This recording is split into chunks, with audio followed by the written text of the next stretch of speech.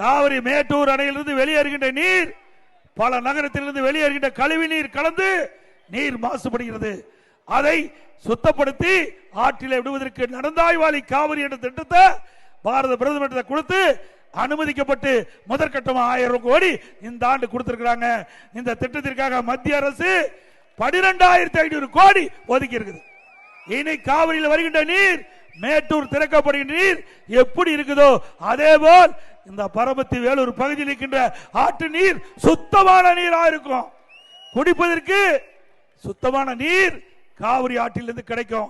அதையும் அதிமுக ஆட்சியில் இருக்கின்ற பொழுது எடுத்த நடவடிக்கையின் காரணமாக மத்திய மாநில அரசுகள் ஒன்றாக இணைந்து இந்த திட்டத்தை செயல்படுத்துவதற்கு முதற்கட்டமாக அதற்கு நிதி ஒதுக்கீடு செய்யப்பட்டு இன்றைக்கு மக்கள் வைத்த கோரிக்கை தூய்மையான நீர், சுத்தமான நீர், குடிப்பதற்கு விவசாயத்திற்கு நீர் கிடைக்கக்கூடிய செய்தி, நீர் கிடைக்கக்கூடிய சூழ்நிலையை உருவாக்கி அரசு அதிமுக அரசாங்கம்.